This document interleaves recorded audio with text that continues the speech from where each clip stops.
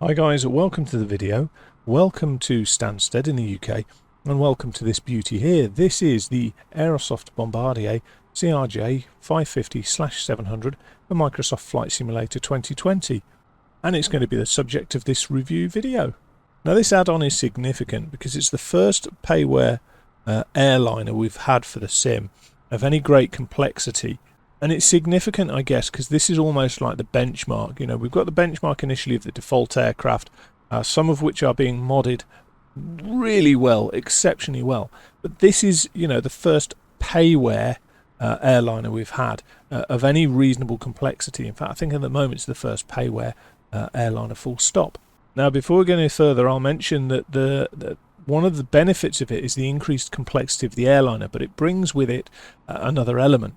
So this add-on has a greater level of complexity than anything we've seen in the sim previously in terms of the default aircraft. So as a result, the complexity means that the default flight planning software within the sim does not create a detailed enough flight plan or detailed enough information to enable us to operate this aircraft. So we need to use a couple of external things in terms of route planning pages or software. And I will go through that very briefly. I don't intend it to be a tutorial for that. However, it is pertinent to reviewing this aircraft because it's something where it's not something you need to do with the other aircraft in the sim. So as I say, with the normal flight planning, you'd end up, you know, when you get to the flight planning screen, on the top left you pick your aircraft, on the top right you pick your weather, and then in terms of the routing you put in, you know, I want to fly from Stansted to Jersey, for example, and it will then give you the option of, do you want to fly VFR, do you want to fly straight line VFR, do you want to fly VOR to VOR, etc. down the left. That is not sufficient in terms of the information for this aircraft to operate.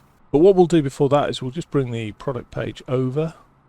So here's the product page. Obviously you get the nice shiny pictures at the start, then you get the blurb about what they're telling you about the product, which is all very nice. But I'm only going to highlight a couple of things here. The first one is this sentence here in the modelling.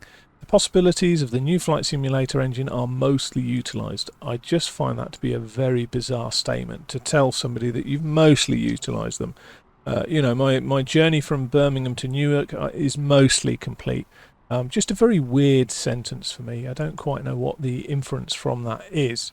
There's a couple of things down here that I really like. The first is this element here, which is that it's delivered with a February-March 2021 AIRAC, which is the aeronautical information database that the aircraft will use, which is good because it's got an extensive flight management system and Proline avionics, blah, blah, blah. More important than that, it can be updated, which is vital if you're going to do online flying with Virtual Airways in Virtual ATC. Personally, I don't use the head-up guidance system. I don't use it on any aircraft that's got it fitted generally. I don't know why, it's just not for me. And then looking forwards, as the SDK allows it, looking at chart display on either Nav Data Pro charts and Navigraph charts with position tracking, which will be very nice for situational awareness. There's your list of liveries. And finally, the most important thing in some respects for me with this aircraft, given that it's the first complex add-on aircraft in the sim, it's got good documentation. So a total of 8 manuals, including, and this is the real one for me, is the detailed step-by-step documentation. So the detailed step-by-step, this is how we're going to have a go at flying this aircraft from A to B. And I will point out that Aerosoft generally do very good documentation for a lot of their products. So it's always nice to see when that's included in a package by any developer. But as I say, Aerosoft generally do a very nice package of documentation with their products. And I would recommend, if you've never flown anything this complex before, it is worth going and having a look at that step-by-step documentation to work through at least the first few flights with it. So back to the aircraft. So what we're going to do now is have a look at the exterior of the aircraft. What we're going to do is have a look at it from a distance, and then we'll close in and have a look at some of the key areas where I think we can demonstrate the quality of the product. So overall, in terms of 3D modelling, particularly around you know, the exterior appendages, the shape of the fuselage, the curves, where there's complex curves, various different radius and direction of curves joining around things like the wing root, etc. All very nice. There's nice external appendages and bits that go on, like the chocks, and the door comes down, etc. And it's all very nice indeed. And looking at the overall, if you like, the gross anatomy of the 3D modelling, it's very nice. It's very convincing, done to a very high standard. So things like the wingtip here, where you've got the lighting cluster on the wingtip, very, very convincing indeed. And at this distance, all the text and the panelling all looks good, and you can see a great deal of attention has been paid to the 3D modelling, and it is really, really nice. I have no cause for concern regarding this. So what we'll do is we'll have a look in at a few of the things where I think we can get a better overall picture of the modelling. So starting right down at the nose, you can see at the bottom here we've got a very nicely 3D modelled nose wheels and nose gear here, very nicely done. The geared doors out to the left here are very nice, and you can see the overall profile is very good. We've got the 3D appendages of things like the probes sticking out, etc. Very, very nicely done. And the majority of the text in relation to these 3D appendages, so no step here, keep away, etc., all very nice and clear. You can just see that the roundel, or the circle here, is starting to lose a little bit of shape just here, but it's nothing too dramatic. And overall, at this distance, the 3D modelling is very nice. The textures, however, if we just squiz over a little bit and go in a bit, you can see they start to just lose their definition here. They're not as crisp, and they're a bit fuzzy, and it's just the panel lines don't seem to be that clear. Likewise, if we come over here, for example, you can see the door textures. You can see a little bit of squaring off. That's inevitable with the fact that you're trying to make curves using polygons.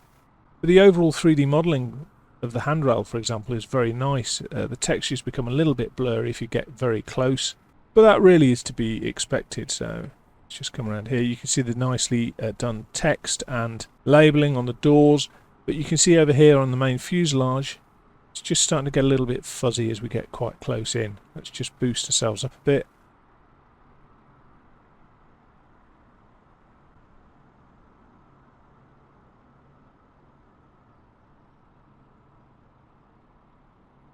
We can see that it's done overall to quite a nice level. We lose a little bit, as I say, of the crispness around the lettering and the logos. But overall, things like the shape of the windows, shape of the door frames, etc., are very nicely modelled. Now, coming into the wing root, we can see that the crisp join between the filleting for the leading edge of the wing and the wing root to the fuselage has been very nicely done. Windows are crisp, the light here is crisp, everything is nicely done. And you can also see, if we just spin slightly to the right, that they've made good use of PBR. So this is a nice sort of high shine gloss, maybe? I don't know how you describe the white paint, but it's clearly different to the two different metals we've got here. So we've got a slightly duller metal here for the leading edge, and then toward the wing root and the lighting, we've got this slightly shinier metal, which is very nice. Good to see different types of metal and surfaces in different PBR texturing. I'm just going to highlight this because this is one of my favourite areas of the aircraft. Yes, I know it's a bit of an odd one, but this is the landing lights in the leading edge of the wing. And you can see that they've been modelled to a really high standard. The chances that we're going to go in and have a look at this text at this sort of level is fairly remote, but we've got a very high level of detail in there. Now, it's on top of an okay texture. The texture doesn't really match you know, what we've got here in terms of the lenses, the lighting, the different kind of reflections, etc. And you can see this close in, we just do get a little bit of straight lining of some of these curves, particularly around this right hand side, you can see, and the textures do lose a little bit of definition, but overall very nice. Now, looking at the undercarriage, we've got a bit of a mixed bag here. We've got some very nice 3D modelling, particularly around things like the brake lines, hydraulic pipes, etc., and the brake calipers themselves. But as we come up the leg, you can see we've got good 3D modelling, but this is a 2D texture overlaid. And on some add-ons on other sims and other aircraft, you see that this area here would be actually scalloped. So this leg would be modelled to a slightly higher 3D definition than this. However, what I would say is at a distance, as soon as you step back from it, it looks very good. You can see here just losing some of the texture on the edges here around the flap tracks. But again, we do have very nice use of lighting and surfaces, so you can see the reflection on the underside of the wing here in regards to the gear doors, etc. So very nicely done there. Do like that overall. Now looking at the engines, it's very nice to see we've got different materials as well. We've got the metal around the intake coaming here. But you can see we've got nicely modelled fan N1 stage in here with the fan blades all individually modelled with different lighting reflecting off it. Very, very nicely done. Reflections on the inside of the intake cone here. And just stepping out a bit, you can see that the overall appearance of the engine is very, very nice indeed. Just coming around the side of it a little bit. One of the areas that I've noticed is we've got very crisp catches here. Not so crisp here. Don't quite know what's going on with it. The panel lines are a bit vague. Certainly around here, front of the engine, these panels here. And the text is, yeah, I have no idea, because we've got the lovely text here and here, and we've got this smudge here. So I know it's being nitpicky, but you know, that's, for me, that's an element. Nice different colourings for the different elements of the engine exhaust here. The jet exhaust with different colourings for different metals. Again, 2D text you wrap around 3D model there. 3D tail is nicely modelled, as are the stub wings that the engines are on here. Again, tailplane nicely modelled. Use of different textures and different materials. Again, very nice in terms of the way the light reflects off it. And then coming all the way back round to the front, we can see that we've got the front undercarriage gear here. Very nicely modelled in a 3D level, and the textures are not too bad as well. Now, it could be argued that we don't normally look at the aircraft at this sort of range, but you can see it's very nicely modelled in terms of the 3D. Coming around here, you've got nice appendages in terms of things like the windscreen wipers. And I actually had a look at a couple of photos because I thought, wow, that sticks out an awfully long way from the fuselage. But that's how it is in real life. Very nicely modelled and very nicely detailed. And likewise, you can see we've got a very nicely detailed 3D interior to the cockpit when looked at from the outside, complete with our two distinguished pilots here. The shaping's quite nice in terms of the 3D shaping. Still got it all there. And this area is fairly flat actually when you look at the pictures. It's kind of a straight edge here, which then blends into the curves, and they've shown that in the top left here quite nicely. And overall, I have to say, very nice. So in conclusion, for me, the exterior is very nicely modelled. It's got a couple of areas where the textures lose it a little bit, and a couple of areas we've got straight lining of elements that you would like to see a little bit more curved. But overall, I have to say the exterior modelling is very, very good. It's very pleasing to the eye, and is making good use of things like the PBR texturing, the lighting, etc. So overall, I have to say very, very good. Very pleased with that. So into the cockpit, the first thing we'll do is come over here to the electronic flight bag, and what we're going to do is close the doors. Now, I do think there's maybe a missed opportunity here in that this door, for example, says open. It's not clear if that's indicating to me that it is open, or that if I press the button, it will be opening the door. Not really entirely 100% clear, but I mean, this could be very easily changed by having a different colour. For when it's open, it might be red to say it's not safe for takeoff, but green when it's closed to say it's okay for takeoff. That's just a personal thing for me, but what we do need to do is we need to put the ground power on so that we can start everything up. But at the moment that's open, so we want to close that, closed. All of that looks okay at the moment. So, electronic flight bag. You've got a page full of checklists, and there are an awful lot of checklists. I'll be honest, I don't tend to go through the checklist personally. It's obviously got massive benefits if you do want to go through them, but they're all readily available there. That's just personal preference as to whether to use them or not. Performance, we'll come back to this when we're setting up the aircraft. Aircraft, obviously that's the doors page we've just been on. I will mention you can either change the aircraft state live, so if we click ready for startup, it will reload itself in a startup position, or you can have default state, which I always have as cold and dark. But maintenance, if you want to mess around with any of the IDGs, the integrated drive generators, you could do. When you turn them off in the cockpit, you'll have to reset them here. And then we've got options. Options, I'll mention, it's worth reading the instructions and the manual about setting up the joystick. So you have to calibrate the controls of the joysticks, otherwise you don't get the full movement of the joystick, or I should say the throttles. So for example, you know, the maximum is 16,384, the minimum is minus 16,384. If you don't calibrate it properly, you won't get the correct use of the throttles available within the sim. Very important to do, and explains it very easily in one of the documents that's supplied with the aircraft, but very important to do. Can't stress that enough. But you can see there's an awful lot of options available to you in terms of units for weight, etc. And a lot of this is going to be down to personal preference. The exception, I would say, is units of weight. It depends on your flight planning software whether or not you plan in kilos or pounds, but you can change it within the sim, which is really, really good, really useful. The last thing you want to do is have to undo everything and redo all your planning, because the aircraft could only accept it in one weight and your flight planning was in the other weight. But as I say, plenty of options and an awful lot of options here if you want to turn off noises, etc.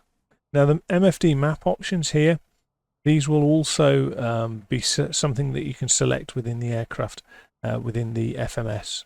But we will leave that page. We don't need to do anything with it. We'll go back to that page and we'll have a look at the interior of the aircraft.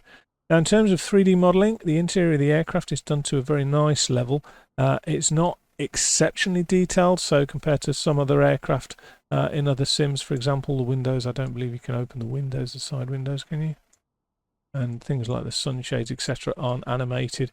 But overall, it's done to a very nice level. The 3D shaping and modelling is to a good standard. The text and the textures are very nice. You can go in quite a long way and it won't lose any clarity in the writing, which is one of my bugbears sometimes. You know, sometimes you can have an add-on aircraft where the panel looks good at this distance, and when you zoom in, you go, oh, that's a bit meh. But you can see very, very clear, very good clarity, very nicely done. The 3D relief modelling is very good. You know, little buttons like this, you can see are distinct and clear above the frame of the instrumentation. All very nicely done. Switch gears all good. You do get a lot of add-ons, for example, where the base of the switch doesn't look convincing. It looks like it's just either floating or it's just jammed into it. But this, you can see, looks very convincing in terms of how it appears. Buttons, relief, 3D sort of modelling of things like the FMS, very well done. Lovely modelling of the yoke. I have to say that I used this yoke when I did my multi-crew cooperation course and my jet orientation training, because I did it in a CRJ 200 sim, and this yoke is very, very comfortable indeed, but you have the option to drop it down out of the way. It doesn't remove it completely, which is beneficial, because then you still get things like your autopilot disconnect button. But then as we come around, we can see that the 3D pedestal has been modelled to a very good standard indeed. I'll just have a quick zoom in terms of, no, the radar's not modelled at the moment. We're seeing if we get different switch sounds.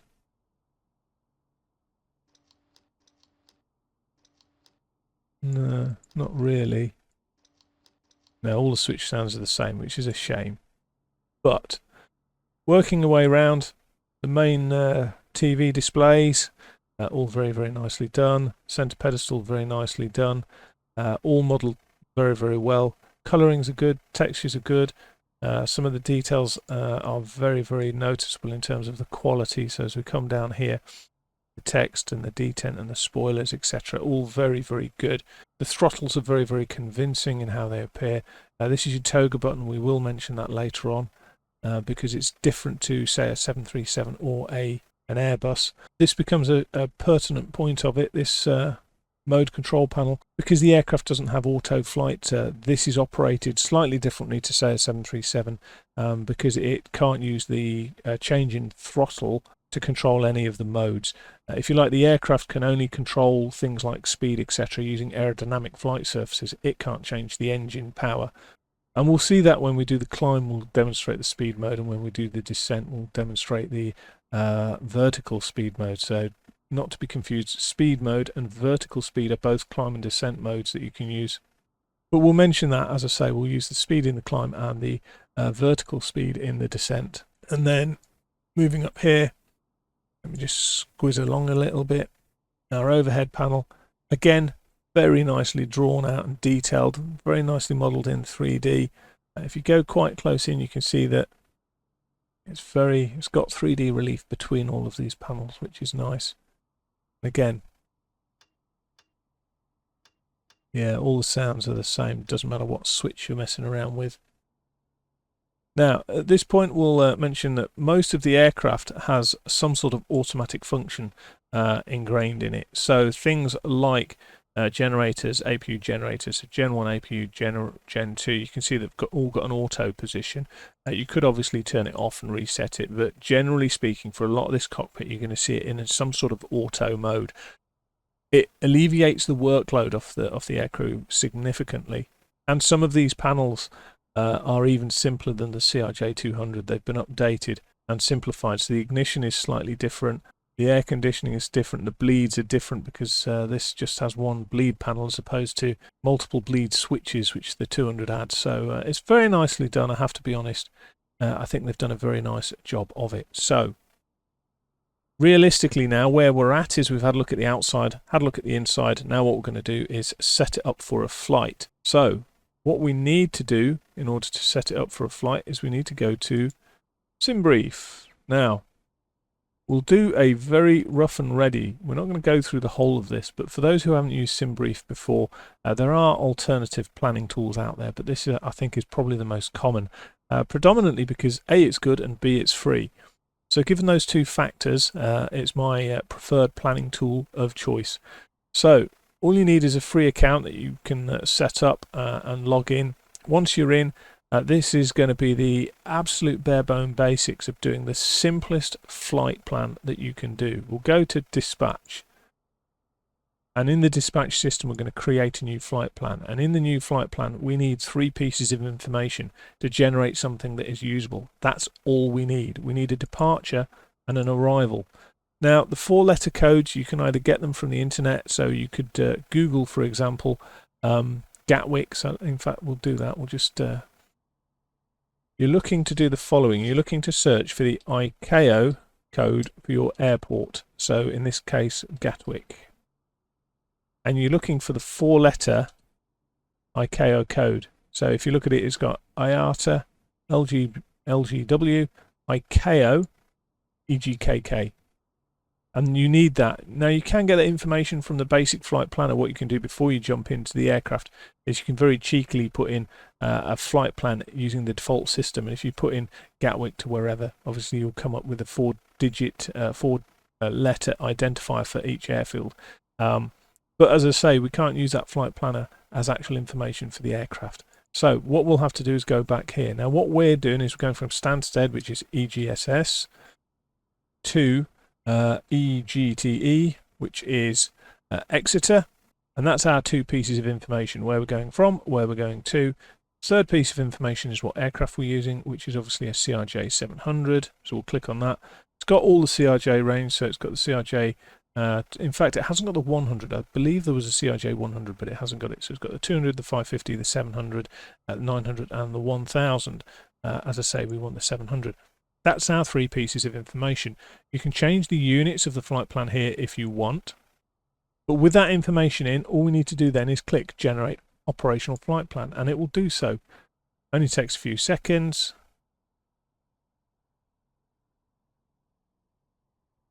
There we go. Bing! And this is our flight plan. And it's got all of the information apart from a couple of bits that's pertinent to our flights. You can see this is our routing and our diversionary routing. Nothing too major or extensive out of it. Now you can see we've got our aircraft type, we've got where we're going from, where we're going to. It's calculated our cruise altitude, which is important. It's also calculated our block fuel. And this is our routing here. Now, if you're not familiar with this style of routing information, I can easily point out a couple of bits about it. A standard arrival or a standard departure will be a mix of numbers and letters, but it will finish with a number and then a letter at the end. A waypoint of any description will be anything from 2 to 5 letters only. An airway is 1 or 2 letters followed by just numbers. So, departure and arrival ends with a number and a letter. Waypoints are just letters. Airways are a couple of 1 or 2 letters followed by just numbers, and that's pretty much it. The only exception to this is DCT. DCT is not a waypoint. That's telling the system that we're going direct between GIBSO and our final point, which is the extra EGTE. The only thing that's not included in here is the actual runways in use, and you can do it one of 2 ways. You can go down here and you can just scroll down here, and you can see on this page we can scroll down and we can go to the route on here. So route here, you see it's got EGSS. That's our route that we've just discussed with direct to Exeter, but you can see the other numbers as well. 22 for runway 22, 26 for runway 26. Worth bearing that in mind. If you wanted to see it in a more comprehensive display, just click print for a more detailed view. It goes on for a lot of pages. We only really use the first 2 or 3 pages for what we're doing, but it's not too dramatic. So what I'll do is I'll just put that on the other screen, and that is our flight planning done. Dead easy. Now what I'm going to do is I'm going to run through starting everything up, and it's not going to be in any particular tutorial style. It's just going to be how I do it. So the first thing we have to do is come down here in order to set up our aircraft. So I've got my flight plan on the other page, and what I'm going to do is I'm going to first of all set up the number of people. So click on there, delete that, and we had how many did it say? It said 78 packs. We can't take 78, so there's an inaccuracy in SimBrief there, so we'll take 68. Click enter. If you don't click enter, when you click away, it will lose that information. So we've got 260 front cargo, that'll be fine, 815 rear cargo, that'll be fine, and the fuel we needed was, the block fuel on the other page was block fuel 7272, so we'll do 7,300. So click on there, and you can use these if you wanted. Potentially quite a slow and painful way of doing it, but the easiest way is just click on it, delete that, 7, 2, in fact we were going to do 7,300, weren't we? Enter. That's all in. That's telling the EFB what's going on, but we've got to tell the aircraft what's going on. Easy way to do that is to come down here, set payload in simulator, and the simulator now, the aircraft itself now knows what it's loaded with. Leave the last 2 lines for the moment.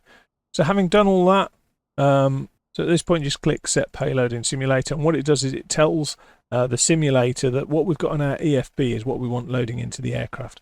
The rest of it we'll leave for the moment, and we'll get the aircraft started up. So let's just reset the viewpoint. And going up to our overhead panel, in fact we'll just squeeze along a little bit just to get better setup here. Okay, so as I say, most of it's automatic. Battery master on, external power going on. Just checking down the panels, these should be in auto. We need the nav light on because we've got some crew in the cockpit. None of the other lights needed at the moment. The fuel boost pumps can both go on. Nothing else needs to be messed around with in this at the moment. Hydraulics, we'll put 3A on, which is an electrical pump. And then as we come over here, the air conditioning's off, but we don't need to worry about it because it's relatively automated. We'll just put the windscreen heaters on to low for the minute. Come down here. There's a couple of switches we need to check here. So this needs to be, ELT needs to be in ARM. And then finally we've got these 2, so let's just pop those up. And then the emergency lights need to be armed. So that's pretty much that all done. Coming down here, very important 2 switches, these 2 down here, not very clear with the lighting at the moment, but these 2 by the parking brake. These are your navigation and inertial reference system switches. It's only got 3 positions, off, nav and at. At is for attitude. We don't generally use that. We will always generally we will always, where it's available, use the nav feature of it. And then what happens is your tellies spring to light in terms of where you are. So let's pop a route in and make use of the tellies. And I'm not going to do a full tutorial on this, we'll just go through it as we go. So initial page that comes up, pos init is the next page along. That's where we are. We need to tell it the airport we're at, so Echo Golf Sierra Sierra, chuck that in there, and it comes up with a slightly different location. You'll notice the actual location is the FMS position. If you wanted to check it, you can. You can scoot along to the next page and you'll see that we've got the FMS position where it thinks it is, and we've got 2 sat navs telling it that it's correct. We'll just pick up one of those. You can do it from the front page, it's not a massive issue. Previous page, drop it in there just to confirm the position, and that's now told the aircraft that we are at that exact position. Having done that, we skip along to flight plan, and we are going from EGSS to EGTE. Pop that in there. 153 miles, relatively short leg today. Anytime you come up with a change to any of the information in it, it will request that you execute it. Until you execute it, you haven't firmed it up. So what we'll do is we'll then press execute. Happy with that. Next we need to put in our departure. Our departure was runway 22, if I remember correctly. And I'll just quickly have a look on here in terms of my routings. Runway 22, Nugbo 1 Romeo. So, next page, Nugbo 1 Romeo, there we go, that's our departure. Execute, and go back to our flight plan now. And you'll see that we've got our first leg here in magenta. Let's go to next page. Left-hand column is how we're getting somewhere. Right-hand column is where we're going to. So if you like, this is going to be either an airway or direct to, or a SID or a star. You can see we've got the SID here, the standard instrument departure, going to Nugbo. The next thing we're doing is going on the Mike 183 to Silver. So the Mike 183 to Silver. Oh, I'll highlight at this point. Let me just do this. The box, the detection box for the flight spoilers comes over far too far. Look, all the way over here. And it's easy to misclick or to not quite click it. It's just far too large, look. But anyway, pop that in there. Quebec 41 to Sam, which is Southampton. So Quebec 41. Now you can take the sim brief flight plan and load it in automatically, but what I found at this point, and I don't think it's been updated yet, what happens is instead of loading it as airways, it will load it as a big long list of waypoints, which is not necessarily the best way of doing it. Now it will do that, but it will miss some of the other elements of it in terms of airways, what sort of points it is. So generally speaking, a short-haul aircraft or a regional aircraft won't have a massive long flight plan. It's not like going interstellar across the Atlantic. So this is our final airway, which is Lima 620. And that's taking us to Gibso.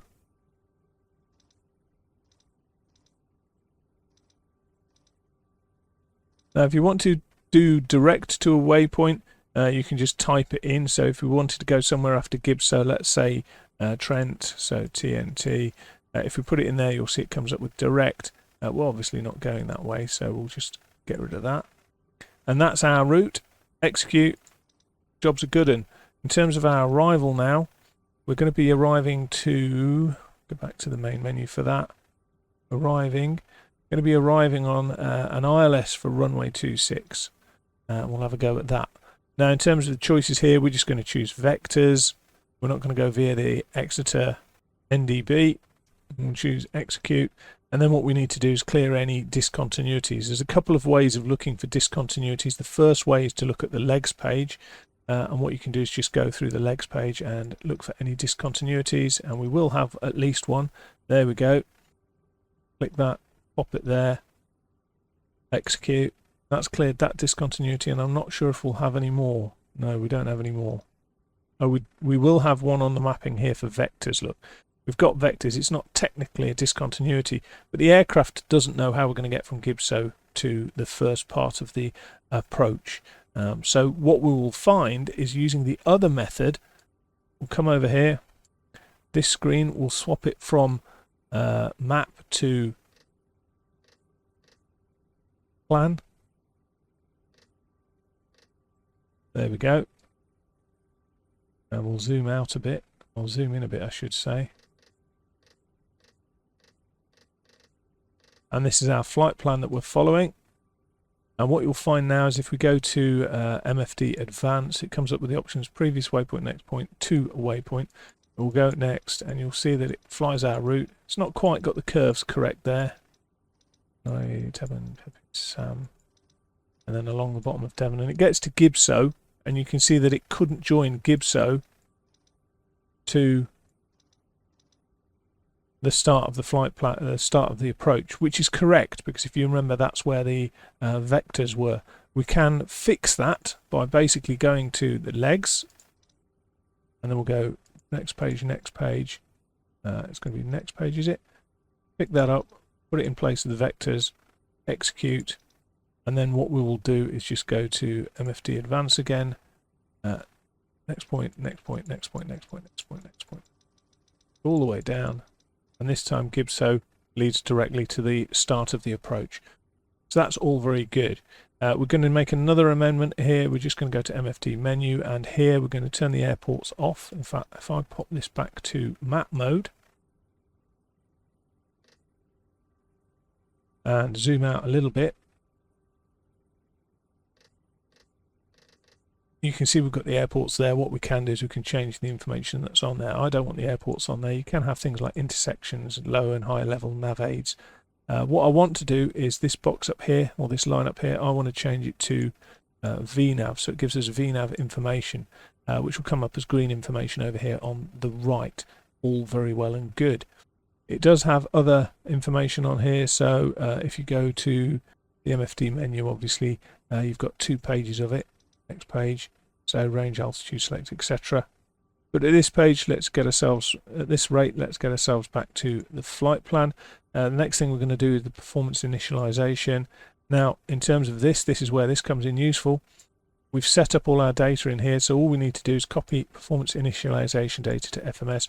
We will initiate the fuel from the aircraft as well, and you'll see that now this page is full. Do need to tell it our cruising altitude, which was flight level 240. You can either do 24,000 feet, or you can do FL. So FL 240. Chuck that in. It's all happy with that. Execute, because we've made a change. VNav setup. Climbing 250 knots below 10,000, 290 above. We've got a transition altitude here of 6,000 feet. Bosh that in there. Execute. Now I've got real world weather set here, but I'm not entirely sure what it's got set, because I've found that the weather in this doesn't always relate. There's kind of a bug in it at the moment where the weather in the sim is about 24 hours delayed to real world. So what I'm going to have to do is quickly look at the chart. Let's increase it on the other page. So the airfield elevation is 350 feet. So what I can do, in lieu of having accurate weather data for the sim, I can go down here and where are we looking? Here we go. Barometric pressure. We can change this till we get 350 here. I'll just make a note of that. It is what? It's 1015 as our QNH. So reset that viewpoint there. We'll come back down here, continue with our VNav. Next page, 300 at flight level 240. Next page, 290, 250 again. Transition altitude 3,000. Sorry, 6,000. Have we gone too far? No. Flight level 70 with today's weather. See if it just accepts 70. No, it doesn't. 1, 2. Pop that there. And the vertical path angle and descent information here we'll come back to when we do the descent. So that's everything. That's our routing. What we're going to do now is start the APU. Oh. If there's one thing I hate with the sim, it's when it's like that. You try and scroll to zoom in and you accidentally find a switch. So starting the APU, you've got the power and the fuel switch on the left. Press it, but nothing seems to happen here. When you look down here, however, see we've got the APU instrumentation has now come open with the door open. So we'll just go up here and we'll press that button there. says start, and we can monitor the engines, the APU start I should say. Got lots of red, white, etc. Now the engines don't have auto throttle, but they do have detents. So these detents will correspond to particular power settings here at particular stages. So you can see at the moment we're primed, ready for takeoff. See here also we've had some of the first, on the left, we've had some of the first VNAV information arrive. And you notice it's for descent really, runway 22 to an altitude of 848 feet. In fact, no, this is runway 22 departure climb. And you'll notice over here it's got some of the VNAV information. Okay, so we're fully started in terms of the APU. The engines themselves we're going to start in a moment, but we want pushback. So is it left shift P or right shift P? Left shift P. Yeah, left shift P. And before we forget, we do need to disconnect that. Come down here, aircraft, and disconnect, remove the chocks. Just using the default pushback. I haven't got any apps or anything to help with pushback. But yeah. No. What are you doing? I don't want you. Why is the GPU driving around like a nutter?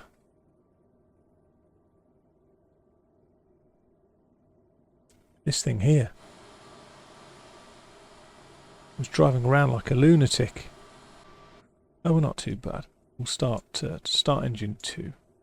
To start an engine, just press the corresponding start button, and then you're waiting for the N2, this gauge here. I start generally about 20%. I don't know what the actual correct figure is. 20% seems to work for me.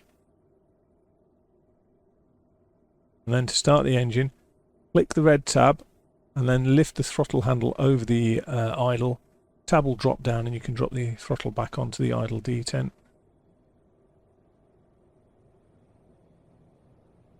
Stop the push back in a moment. That'll do. Stop the push back there. He drops us immediately and runs away. What we'll do is come down here, pop our brakes back on.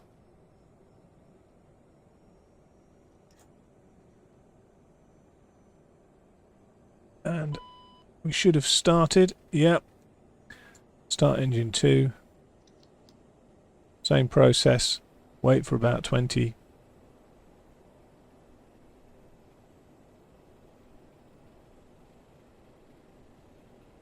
And you'll notice that our red and yellow warnings are decreasing as we go.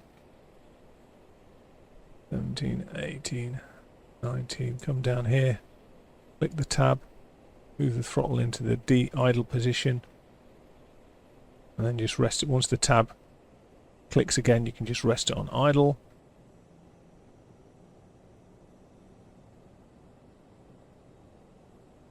And then engine 2 should start nicely. What you can do is also bring up the status page.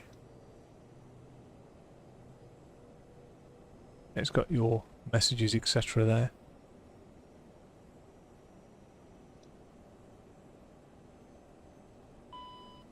So we've got a few things left here to do. And there's 5 switches that are also important that get rid of the messages. I think because I've clicked on them earlier, they won't always be pertinent. But stab trims go on, the Mac trim goes on, and then these 2 go on. And then we will put the standby radio unit on. And we've got everything set up. We're not using the control panel on the bottom right, which is the head-up display, the up-front display, or however you want to term it. So that's pretty much started. The only things we need to do are a couple of other things. The recirc switch here needs to go on for the air conditioning. Not the anti-ice, the probe heats need to go on.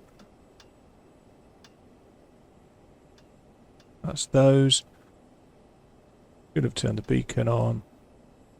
We'll start blinding people, turn the taxiway light on, the taxi light on, and we'll just go down here and see what we've got left. So APU valve is open. We do need to stop the APU now. Actually, we'll do that. Turn the APU off. What we do also need to do is, prior to takeoff, we need to arm the left hand and right hand thrust reversers and check that the ground spoilers are in auto. And then left and right arms, parking brake on, seatbelts, no smoking, all as expected. The trim we wanted was 7.8, so your trim indicator is over here. And that's trimmed, everything's set up. The only thing I might want to do now is change the resolution, not the resolution, the range of this screen here. So we've got a little bit closer range, and that's it, we're good to taxi. So we'll have a discussion on taxiing as well. Not because it's particularly difficult, but more to do with the fact as to how well it behaves. And it's significant because some of the aircraft prior to this in FS 2020 have had really horrible taxiing features in terms of handling, and when you take off particularly, some of them were really skittish.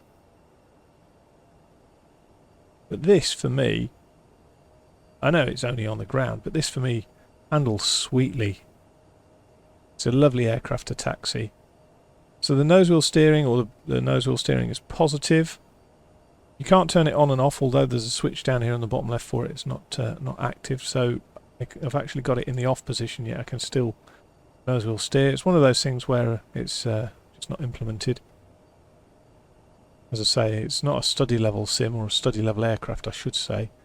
But what we're going to do here is going to taxi out to 2, and just, yeah, it's lovely, it's positive, it's crisp, it's not over damped, it's just damped to the right amount. Very easy to steer on the ground. So I'll see you at the threshold. Okay, so we're lined up for takeoff, ready to go. Just going to come down here, and I haven't done this before in terms of demonstrating it, but down here we've got the takeoff speeds. So you can have flaps 8 or flaps 20. We're choosing flaps 8 today. We've got plenty of runway. It's dry. Here are your V speeds as a result of that. You want to set them in the aircraft, just click set all, and when you come over here, as if by magic, you've got the speeds here. You've got V1, V rotate, V2, takeoff safety speed, V2 plus 10, and then you've got your target speed 188. And that's the first thing there. The second thing I'm going to mention is the little black buttons for Toga. You remember I said it hasn't got auto throttle. So Toga, when you click the buttons, what it does is it puts some symbology on your HUD. Not your HUD, sorry, your nav display. Your PFD, sorry. And you can see that this magenta bar has gone up to the top of the screen, and it goes up to about 15 or 16 degrees, something like that, I can't remember. But basically it's a visual indicator that basically if you're doing takeoff or a go around, you manually power up to maximum throttle, maximum power, and then you basically, once you've got a safe speed, you can pitch to the magenta line, and that is your takeoff or Toga cue. In this case you'll see it as TOTO, takeoff for the vertical and horizontal navigation modes. And that's all you get for Toga. So one of the things I haven't done is I haven't chosen our pre-selected altitude. We want 6,000 feet. Now this is quite awkward because at the moment these panels don't pop out. So I'm looking down here, bottom left, for my altitude, but using this to change my altitude. We'll go initially to 6,000 as per the SID. And then we're going to go through the modes of this once we're airborne. But your autopilot, engage, disengage, speed, lateral modes, altitude is if you're holding altitude, and pre-selector, and then your vertical speed over there. So it's fairly straightforward, but we will have to go through it. So taking off, holding it on the brakes, we've got 8 degrees flaps, everything's good to go. Powering up, both engines powered up evenly. We'll go all the way through to max. I do like the undulations on the runways now, compared to the old sterile flat runways we used to have with previous versions of FSX, etc. V1 rotate. Oh, the wind's just grabbed us there.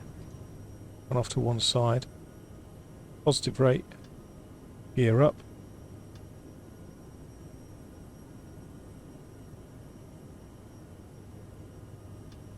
Come on, gear up.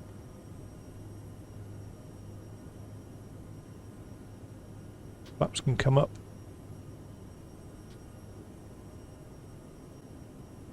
And then what we're going to do is come over here, we're going to choose speed, nav and autopilot. And we'll discuss what speed's doing then as we go. When we engage speed, you'll see that all of our speed cues down here, our V-speeds have gone. And we engage speed at a speed of 191 knots. And what it does is it puts us into climb at 191 knots as the speed. And the speed mode will maintain this speed until we get to 6,000 feet. And it does so using the change of pitch of the aircraft.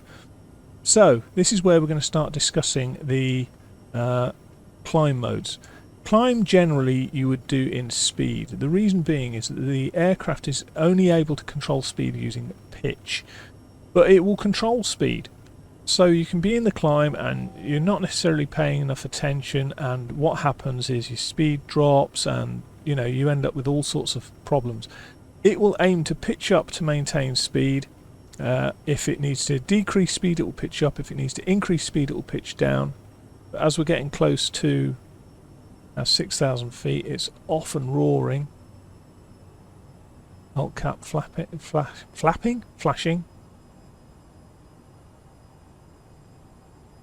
Getting up to 6,000. And this is one of the key things now, is that you have to monitor and manage your speed. So what we'll do is when we go through the second half of the climb, I don't know what it's doing over here. Don't know what it's trying to do in terms of horizontal navigation for the SID. But it's having a bit of a nightmare, isn't it? Having a bit of a nightmare. We will swap over to standard, but not yet. Right, come on then. Sort your life out. Where are we going to? Where are we going? That's better. Okay. So, in terms of climb and descent, what you need to do is you need to pre-select the altitude you're going to. So in this case, we are going to go to 24,000 feet, which is quite a long scroll on this thing. It takes quite a while. Assuming you don't move the mouse slightly off the dial, the rotary.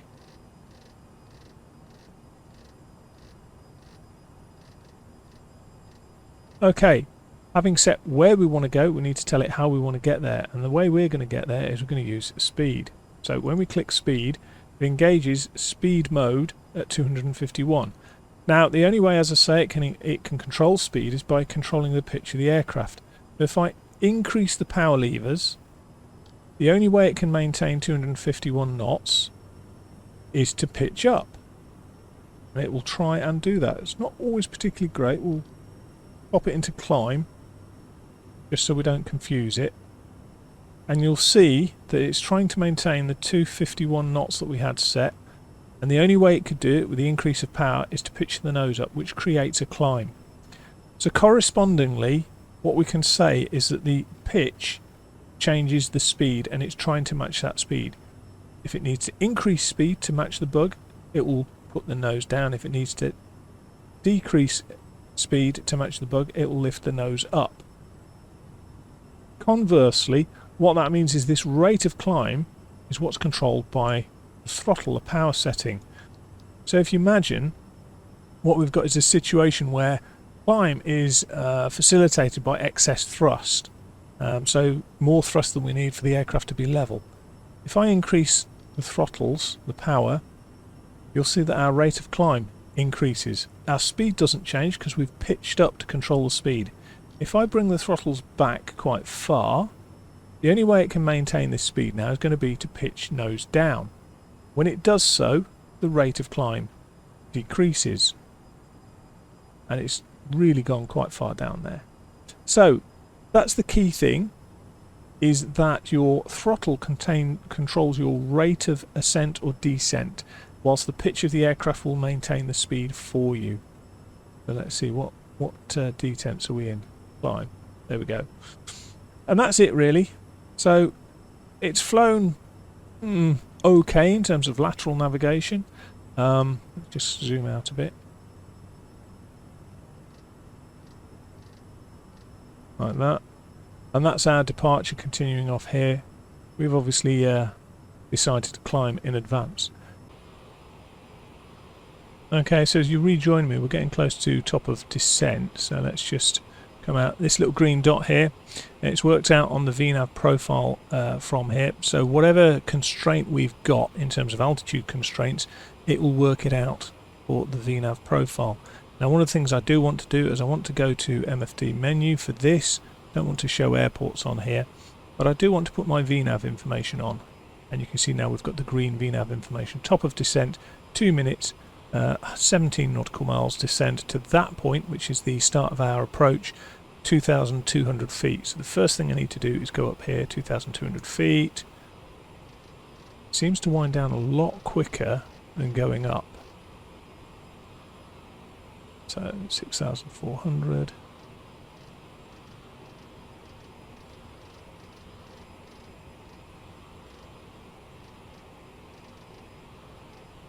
So that's that done nicely. Let's get this back to VNav. So pop this onto VNav.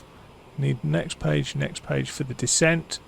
We're going down to 2,500 feet. Sorry, 2,200 feet at TOD. Now it's cutting this tight. I don't know why. Why is it doing that?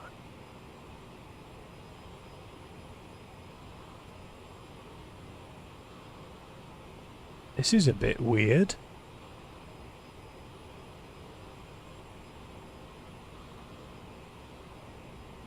Let's just zoom out a bit. It's cut that tight. No idea why. Very odd. Okay, but what we need to do is concentrate on our descent, and what we can do is we've got 3-degree glide path or 3-degree descent angle. Go to descent information, it tells us our present position and a vertical path angle. So it's 3 degrees now. What we need to do is go up here, choose vertical speed. Vertical speed. It does take a couple of goes with buttons, and we're going to scroll down to about 1,500 feet a minute for the moment. Now we should be descending, which we are, and we're much faster than we want. So that 320 knots is going to be what? 3,200, 1,600 feet per minute. So what have we got selected? 1,500. And what we can do now is we can monitor our descent using this. So at that speed, at 320, we said we're going to descend at 290 is our descent profile, so we'll bring it back while it's sorting its life out, slewing us backwards and forwards across the countryside here. What is it doing? The wind up here is 68 knots. That might be explained. It might be struggling to cope with the wind. Let's bring the throttles back. I'll reduce the speed to 290, which will be 290 would be 1450 as a rate of descent. So we're high. So what we can do now is we can increase our rate of descent. I will increase it a couple of blips. And we can monitor how we're going. We are in need of slowing down considerably. Now, in terms of the descent, here's the difference to the climb we did. The throttles now, yes, they still can control engine power exactly the same as the ascent, but when we were climbing, the pitch mode was determined to control the speed of the aircraft, i.e. if it needed to slow down, it would pitch up and vice versa. Now this time what it's trying to do is it's trying to maintain a vertical speed. So if it needs to increase the vertical speed to match what we've requested, it will pitch down. To reduce its vertical speed to match what we've requested, it will pitch up. Therefore the going down the hill bit, i.e. how much airspeed we have, is then controlled by ourselves. We should be coming back shortly to 3 because we've got a faster rate of descent than normally. For 280 that'd be 1,450 feet a minute rate of descent there, so we should be coming back towards 3 degrees flight path. So as I say, if now what I do, if I retard the throttles, the speed will reduce because the pitch isn't controlling that anymore. The pitch is controlling the vertical speed, and you'll see that that stays rock solid. If I increase the power levers again, you'll see the vertical speed stays rock solid, but our speed will increase. Now obviously one of the key things there is that that will also affect the ground track miles and therefore your profile. So your vertical speed is maybe great, but if you're going too fast or too slow, you won't match the 3-degree profile.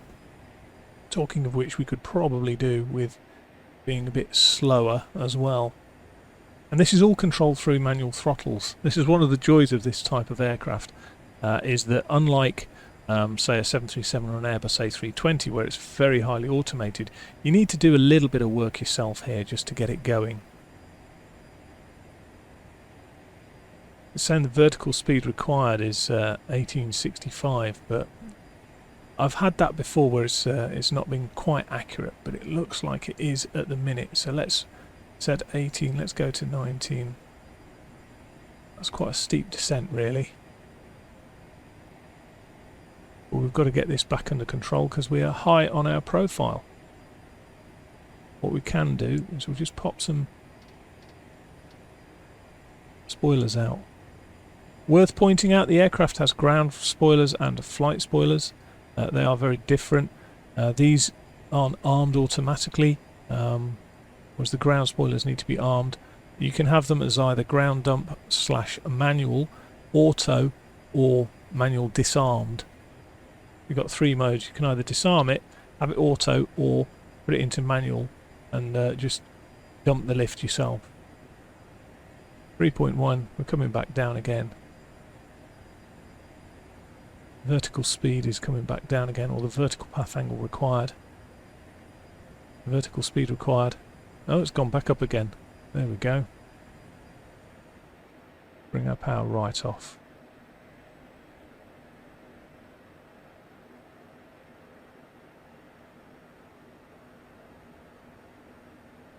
That'll bring it back quite quickly.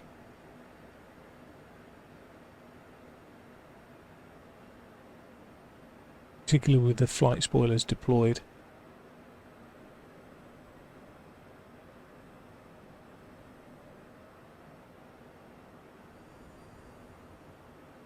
Just arrest that descent there. Not arrest the descent, arrest the reduction in speed. Now, what's the wind doing? What's the wind behaviour? It was a headwind, 32 knots. It shouldn't be too bad. Shouldn't be too bad at all. Now we need to set this to a 1015 because we're descending to an altitude.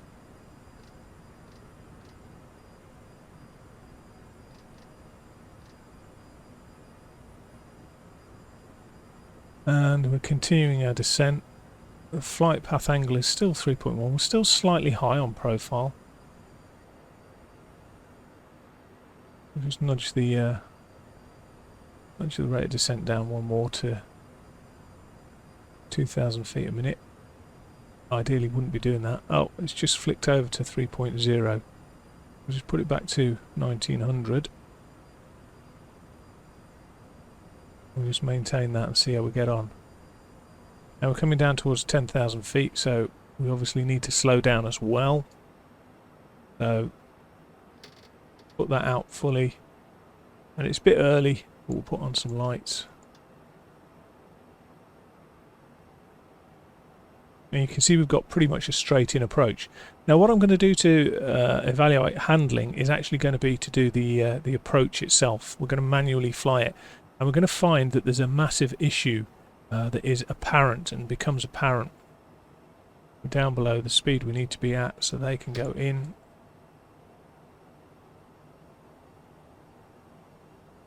They will retract. Flight path angle was slightly low, but we will recover that.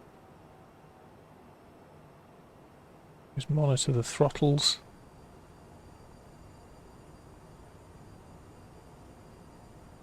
It's coming down to 11,000 feet. Now what we're going to do is we're going to fly the approach using the ILS. And we're going to use the flight director and we are going to manually fly the approach. What I need to do before I go any further is just set up. So what I'm going to do, I'm going to press heading to sync it and then heading mode, and that will keep us pretty much, in fact we don't want to do that at the minute, we'll leave it on nav because I want to change over my nav source. Here we go, let it do its turn.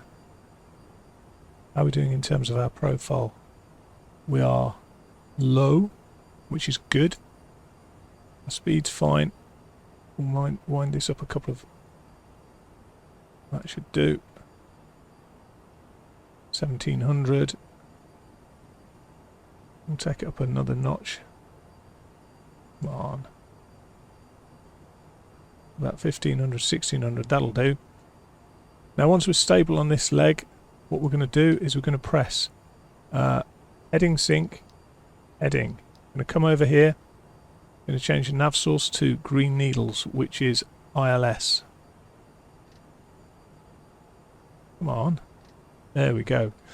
Now what we need to do is make sure we've got our beacon tuned radio, and we want 109.9, so 109.9.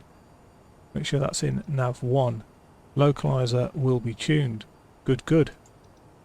Now, why is it red? It shouldn't be red, it should be green. Maybe because we're not picking it up at the moment. However, our course for that needs to be 0258. What we're going to do is come here and we're going to riddle our course till we get to 258.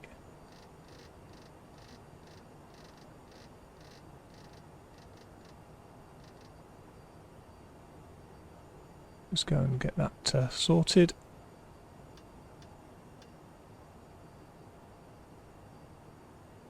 Uh, 258. 259 we've got there at the moment. We'll just tweak the course. 258. Marvellous. Right. So what we're going to do now is we're just going to pop it back into nav.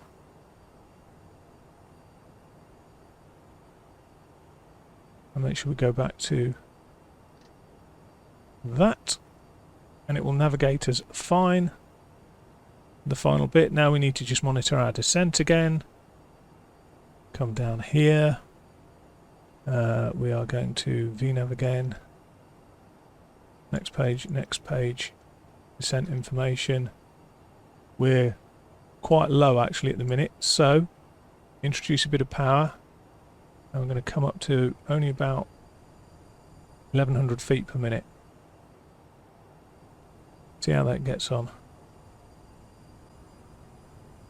Now in terms of speeds, what we also need to do is consider landing speeds, and you can settle and set the VREF as well. And what you'll find when you come over here is the VREF is set as a 134, and for the winds we should be fine. How are we doing with our flight path angle? 2.4, coming back in nicely. We'll reduce the range down another notch. I always go the wrong way with that. And then, as I say, what we'll do is we'll assess the handling by doing a hand-flown approach. There is, however, an issue, and you'll see it. Ladies and gentlemen, we are about to land. Please remain seated until we have stopped. Looks very beautiful though, doesn't it? Look at that. Really, really attractive. Okay. 1,000 to go. Just bring the power levers off and let it slow down a bit more though. We're coming charging in.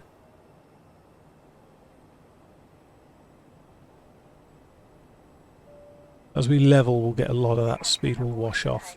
Please remain in your seat. The captain has aborted the takeoff. We're not taking off.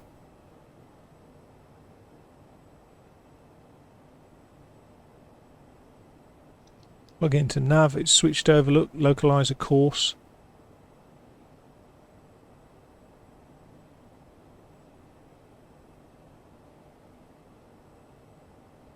We'll click approach as well so that we descend. First two stages of flap out. Alt cap going on. We're slightly low.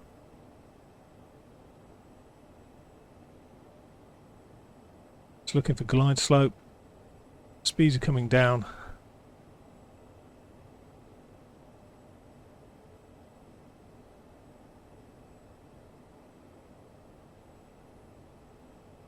And we are now descending with the glide slope. Glide slope's captured.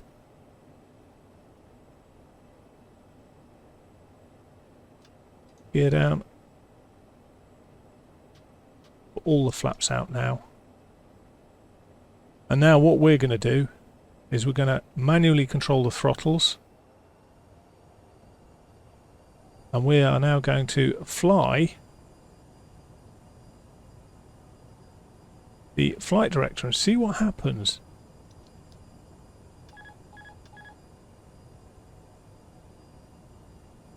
Now, it hand flies very nicely, I have to be honest. It's fairly sensitive, but it's easy enough to trim and easy enough to fly.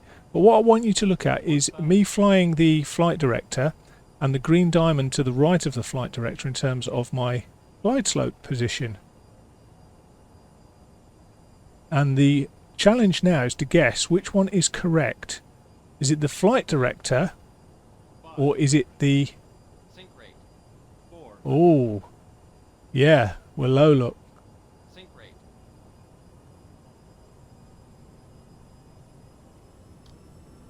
Bit of power. Regain the altitude. Yeah, so the flight director will fly you into the ground. It's done that consistently every time I've tried to do a manual landing. It's frustrating to say the least, but now we've recovered a little bit of normality. Just need to regain our profile now.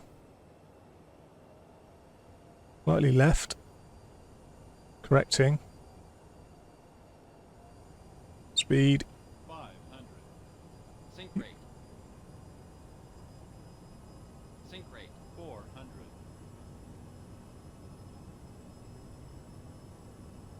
This is an appalling approach.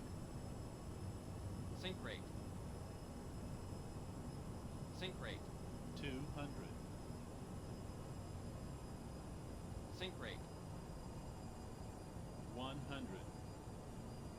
Sync rate 50, 40, 30. Need to get the wings level. 10. Whoa! Whoa, whoa, whoa, what is going on there?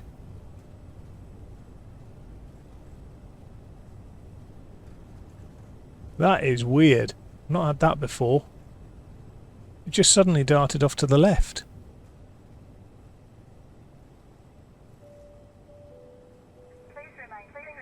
Wow.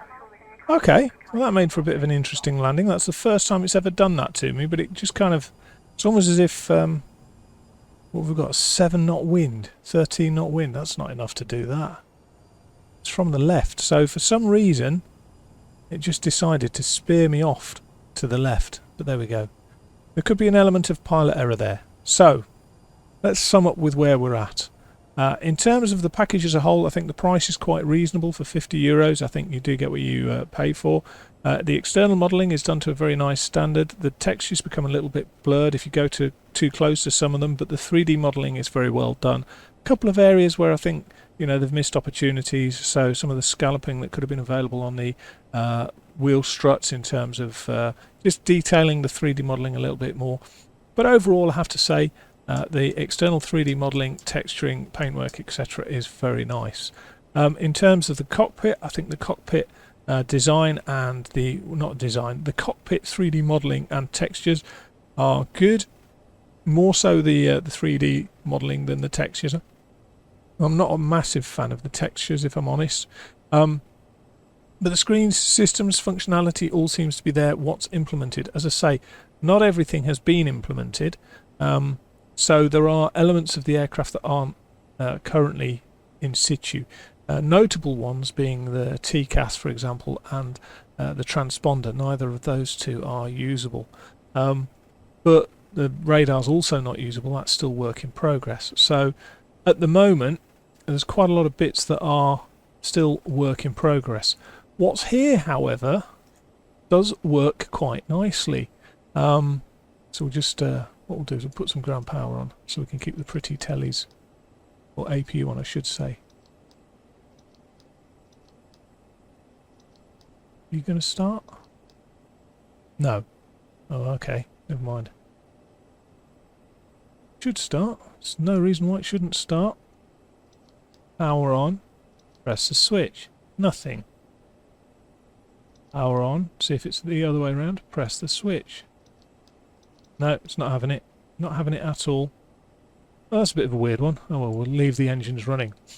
So it's not without bugs. The biggest bug for me is the fact that if you fly a hand-flown flight director approach, it will try and fly you into the ground short of the touchdown. That for me is a biggie. You know, other things I can put up with. Some won't be able to put up with a lack of transponder because of flying online with VATSIM or IVAO. Others won't be able to put up with the lack of things like transponder, and others won't be able to put up with things like the incomplete FMS. I don't believe it's fully functioning at the moment. I don't believe it's got all the modes. Certainly, I think it was slightly more in depth in the when I flew the CRJ 200 sim than this. But what we have is perfectly good and perfectly adequate. Seems to struggle with crosswinds at altitude when it's flying legs. It seemed to struggle with the departure in terms of the SID. Now, obviously, as I say, there's an element of that maybe down to the nav data, the interpretation of it, the sim, etc. So I can't explicitly say it is because of A, B, or C, but you could see the challenges that we faced. But it does. The autopilot does wander around trying to intercept a path, a flight path. But yeah, so I mean, overall, I think it's a fairly good add-on. I think it's value for money. I know that there's further work going on to get other stuff done to improve it further. So yeah, I hope you guys enjoyed the video. If you do, don't forget to tick like, share and subscribe, and I will see you in the next one. Take care.